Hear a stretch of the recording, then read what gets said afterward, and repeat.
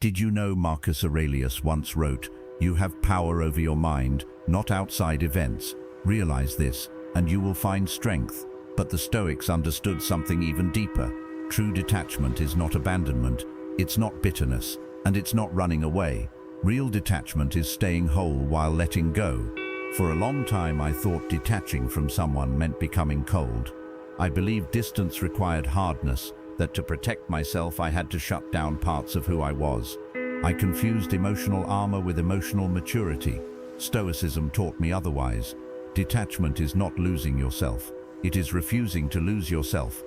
When I was younger, I held on too tightly to people who no longer respected me, to conversations that drained me, to relationships that required constant self-betrayal. I thought endurance was loyalty, but what I was really doing was negotiating away my peace.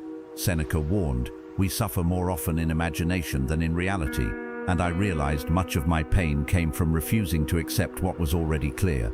Detachment begins the moment you stop demanding people be different. The Stoics never asked us to suppress emotion, they asked us to govern it. Epictetus taught that attachment becomes suffering when it binds your sense of worth to another's behavior. When your mood rises and falls based on someone else's attention, approval, or presence, you are no longer living by reason, you are living by reaction.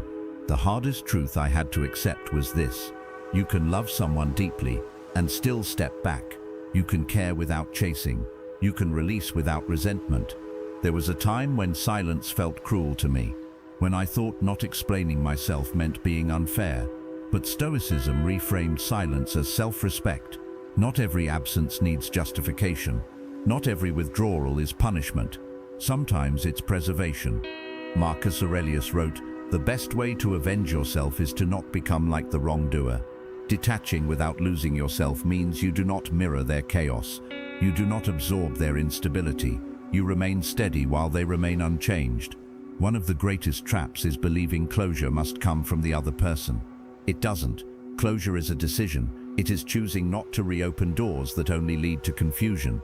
It is accepting that understanding is not always mutual, and peace does not require agreement.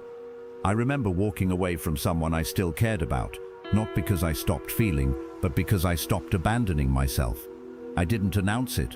I didn't dramatize it. I simply stopped explaining, and something unexpected happened. I felt lighter, not emptier.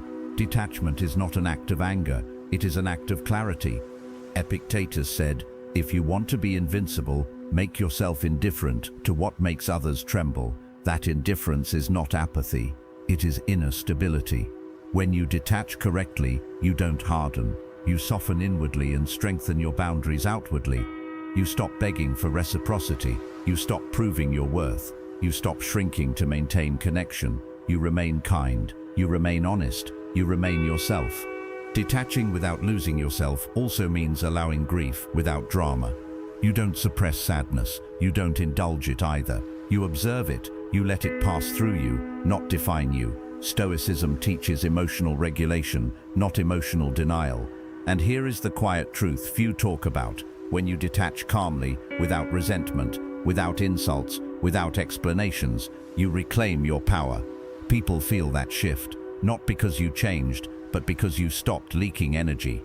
Seneca wrote, "He who suffers before it is necessary suffers more than necessary." Detachment ends unnecessary suffering.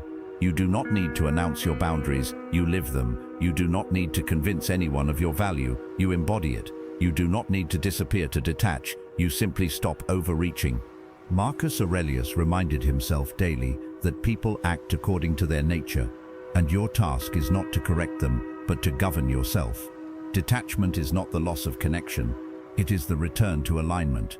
You don't lose yourself when you detach, you find yourself again, because the strongest position is not holding on, it's knowing you'll be whole even if you let go.